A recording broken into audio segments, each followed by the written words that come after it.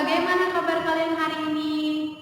Wah, Miss percaya kalian masih dalam keadaan sehat, masih semangat, dan tetap penuh sukacita, dan mau untuk belajar lebih taat, lebih bertanggung jawab lagi.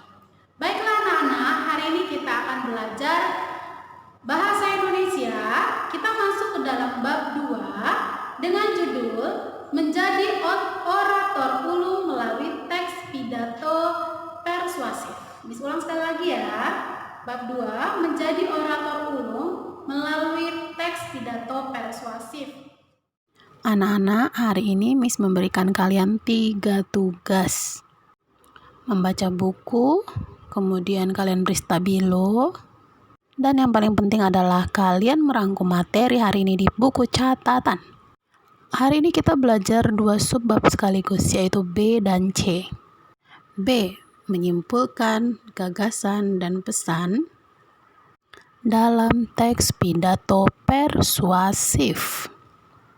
Kegiatan yang penting setelah kita menyimak pidato adalah menyimpulkan pesan yang disampaikan oleh orator. Seseorang dikatakan memahami isi pidato dibuktikan dengan mengetes dia apakah bisa menyimpulkan isi pidato tersebut. Kalau belum bisa menyimpulkan, berarti belum paham isinya ya. Apa saja langkah menyimpulkan teks pidato persuasif? Pertama, menyimak isi pidato persuasif. Yang kedua, menentukan topik pidato persuasif tersebut. Yang ketiga, mencatat butir-butir penting dalam pidato persuasif. 4. Menyimpulkan gagasan, pandangan, atau pesan dalam pidato. Dipahami baik-baik ya nak langkah-langkah ini. Selanjutnya, hal apa saja yang perlu diperhatikan saat menyimpulkan isi pidato? Yang pertama, memuat seluruh butir penting pokok dalam pidato. Yang kedua, tidak menyimpang dari isi pidato aslinya. Yang ketiga, hati-hati ya, yang diminta bukan berupa ringkasan, melainkan berupa penafsiran pendengar terhadap isi pidato. Seperti apa ya contoh menyimpulkan isi teks pidato itu? Yuk, coba buka buku cetak kalian halaman 44, baca ya. Di situ ada contoh pidato, silakan dibaca baik-baik. Berikutnya kalian buka halaman 46 sampai 47. Di situ sudah ada topik dan butir-butir penting. Selanjutnya di halaman 48 sudah ada simpulannya. Hanya 1 paragraf, jadi tidak panjang seperti sebuah ringkasan.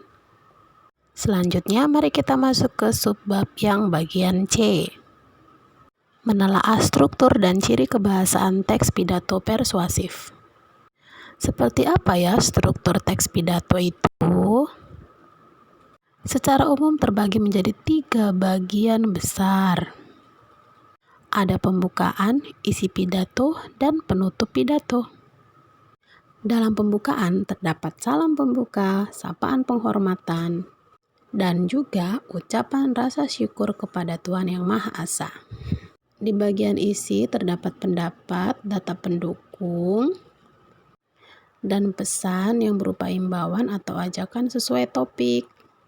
Di bagian penutup ada harapan penulis, permohonan maaf, ucapan terima kasih, dan juga salam penutupnya.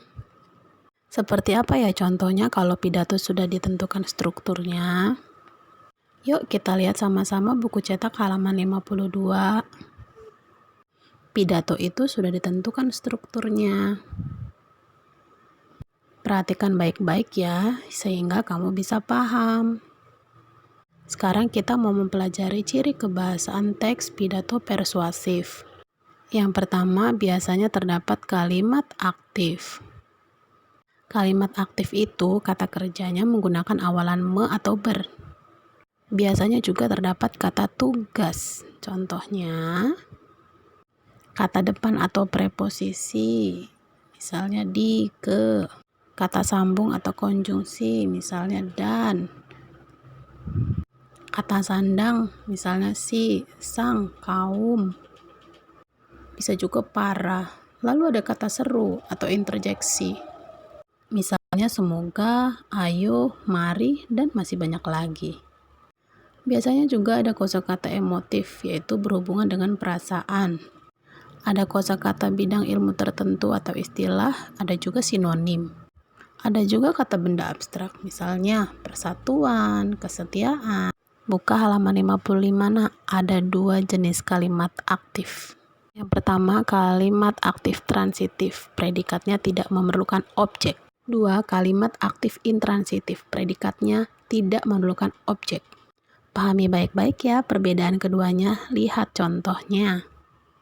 Oke, nah pembelajaran bahasa Indonesia kita sekian dulu untuk hari ini. Tetap semangat belajar, tetap jaga kesehatan, dan juga tetap berdoa buat negara dan juga keluarga kita. Sampai jumpa.